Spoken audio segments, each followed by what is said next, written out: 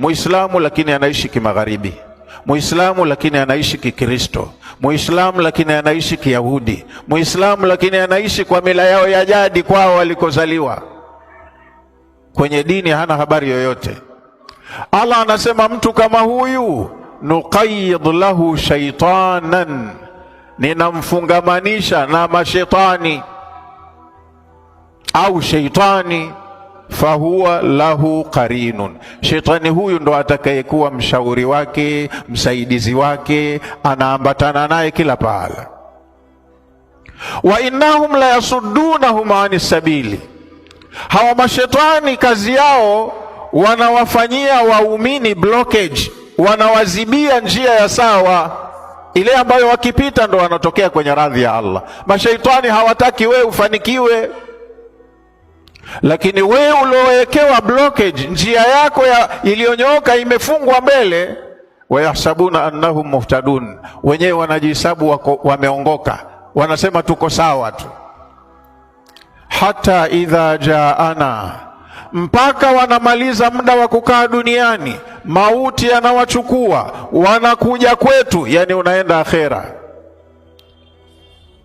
Pale ndo unaona reality, unajua la, nimeyakoroga, nimekosea mno, naenda kubaya.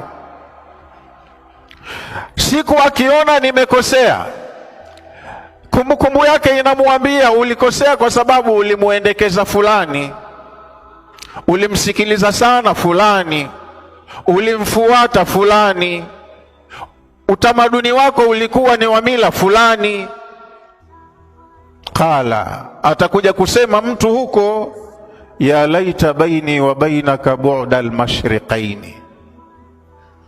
Atamjua yule rafiki yake aloambatana naye, akiwa ni jini au binadamu, atamwambia natamani kama ingelikuwa baina yangu mimi na wewe tuko umbali wa mashariki mbili, yani kama mmoja yuko mashariki mmoja magharibi, tusionane.